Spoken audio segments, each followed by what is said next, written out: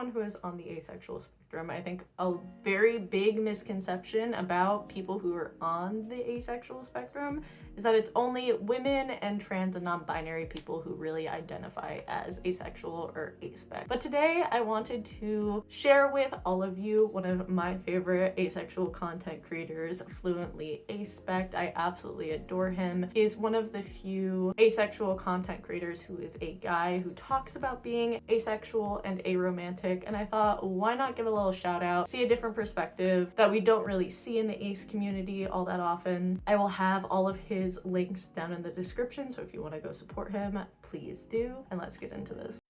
Stitch this with the dumbest asexual stereotype.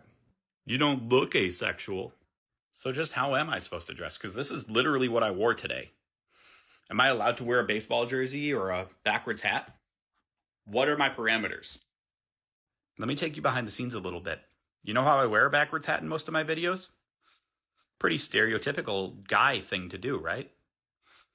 I do it intentionally because there's not a lot of male representation in the ace community, and representation is very important to me. But what there is a lot of is toxic masculinity that says that men can't be asexual, that they have to be these overly sexual beings. I don't agree with that.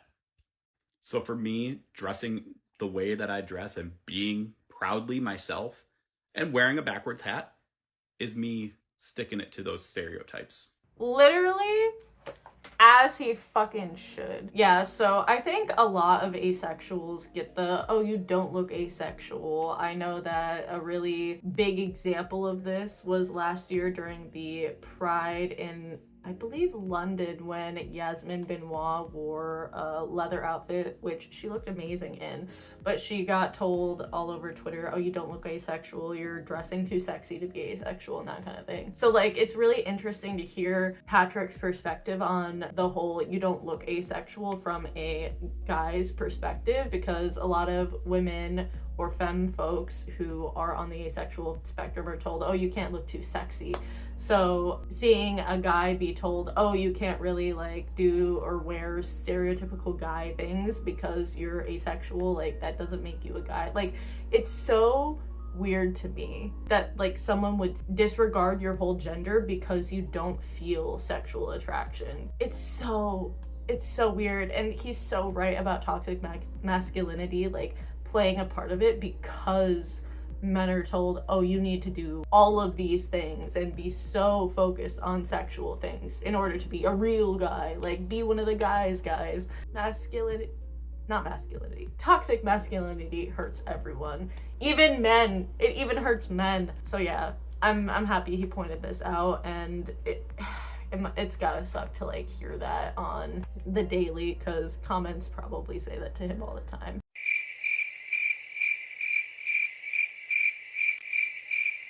So like, the concept of a late bloomer is so weird to me, because when I was coming out, I was 14 when I discovered I was somewhere on the asexual spectrum. So like, I was always told like, oh, you're too young to know, and like that kind of thing. I'm 27 now. It's been 13 years. I really like to see this perspective of someone who kind of realized their sexuality later in life, being told, oh, you're a late bloomer. Like, it's just so interesting, because even if you figure it out when you're young, oh, you're too young. But if you figure it out when you're older, they're like, oh no, you're just late bloomer. You figure it out like when you're old. I'm like, but you're already old enough to know. Hello? You literally can't win with people. People just want to like control other people's sexuality, which is so weird to me. But yeah, I can't imagine what being told you're a late bloomer in your late 20s, early 30s, because it's ridiculous. Like, you're already like full-blown person. You're a person at that point. The frontal lobe has frontal lobed, and you know. God, I just need people to like stop saying this shit. Like, stop. Yeah, there's lots of ways that you can connect with other aces online. Now, the first one that comes to mind for me would be AVEN, the Asexuality Visibility and Education Network. The website for that is asexuality.org. Personally, I like to think of AVEN as the central hub of global asexuality. There's plenty of resources on there. There's message boards for any type of topic you can think of. There's people from all over the world, thousands of members. Scaling back from there, there's Facebook groups, although that might be a little bit outdated, but I know in my city there's like 4 of them. There's Discord, which can be a little tricky to find a good Discord. I do have one myself. We call it the Aspec Cafe, and it's in my bio. There's all sorts of different websites. There's meetup.com that has a couple of asexual groups. I will say that I know for a fact the one in Madison, Wisconsin, which was one that I was a part of, recently ran into some hiccups and they no longer are active. But meetup's an option. And then for something a little more personal, maybe either in person or over Google Meet or Zoom, I would look into your local LGBT center. Mine actually does have an aromantic and asexual support group. We meet once a week. It's held over Google Meets. It's been wonderful. I've been going to it for over a year. Beyond that, I would suggest checking out Threads. Threads now actually does accept asexuality as a searchable term, and you're able to link that. So check out Threads. I would suggest Twitter, but nowadays probably not so much, although that was very good for me early on. But something like that might help as well. I found that for me, for about the first 2 years of my activity online in the asexual community was done on Twitter, because I found that it was easy to connect with people and understand my own identity better by reading their experiences and reading their perspectives. So that was really helpful for me, and I hope maybe Threads will be that at some point for people as well. So maybe give that a shot. As resources go online, AVEN is probably still your best friend. Another really good one that I just found is oulgbtq.org/acearrow-resources.html. There's a lot of really great resources on there. I'm going to put that one in my caption as well. Also, I'm somebody that is a very audio visual type of learner. So a good podcast to start out with might be Sounds Fake But Okay. Also, as a reader, I would suggest Angela Chen's book Ace, as well as this book right here, I Am Ace by Cody Daigle-Orians. This is a great resource for somebody that's really just starting their journey in the ace community and figuring out who they are as an asexual person. Highly suggested. You can see I've marked my copy up quite a bit, so it's a wonderful resource. I would check it out. Thank you for the question. All the best to you. First of all of those resources, excellent. I will try to have as many in the description below. I know for me, the biggest thing helping me when I was younger was actually Tumblr. That's where I found out all about the asexual and aromantic spectrums. Now it's mostly YouTube and Instagram and TikTok. That's where I get my community.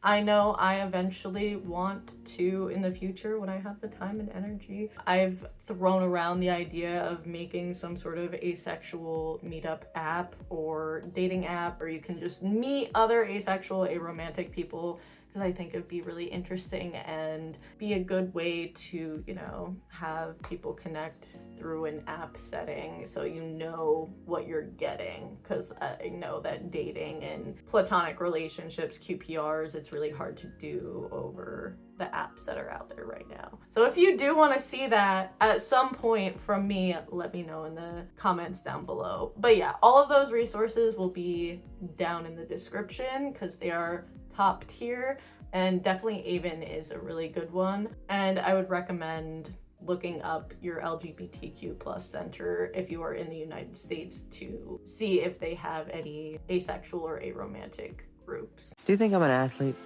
What are you talking about? Well, I think I'm an athlete, and sometimes I feel like you guys don't see me that way. I feel this. I felt this over the course of my life, specifically in queer spaces, in relationships, in my own self. Oh my god, I'm gonna cry. Because of my asexuality and not feeling like I could ever provide what I'm supposed to provide. And then also that feeling of like, oh, I'm not queer enough because I'm not sexually attracted. I'm demisexual, so I have felt sexual attraction before, but because it is such a rare thing, it still sometimes makes me feel like I'm faking when I do have sexual attraction. That feeling of I'm not enough is so prevalent in the asexual community, in the aromantic communities, and having that feeling of like I'm not experiencing what everyone else is experiencing can sometimes make you feel less human. It can sometimes make you feel like there's something wrong with you, and that's something that I definitely have experienced in the past. And like I said, it's something that I'm not enough feeling is definitely still there for me, for sure, because of how life is and what people who do feel sexual attraction kind of expect out of different things, and especially because of the religion that I grew up in, being told the only thing I would be good for is, you know, getting married and making babies, and that's it. So that's another level of like trauma on top of that and not feeling enough. So yeah, it's really fun being an asexual person, being told the only thing you're good for is the thing that you're not experiencing. We love that for us. And I know it's not just people who grew up in religious cultures. It's something that, especially in Western society, we're constantly being told.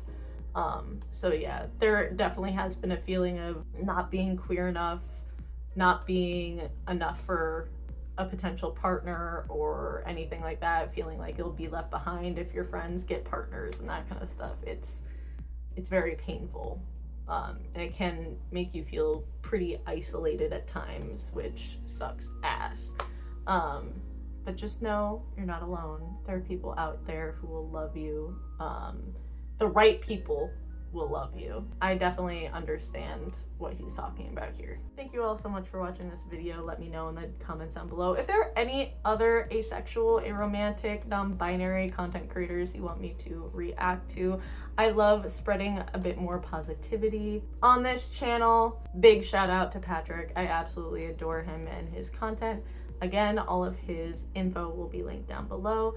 Also, I just want to let y'all know that my Patreon is in the description as well. I'm trying to become a full-time queer content creator. That is the best way to support me and this channel and grow this community, make more videos. So please check that out as well, and I will see you in the next video. Bye.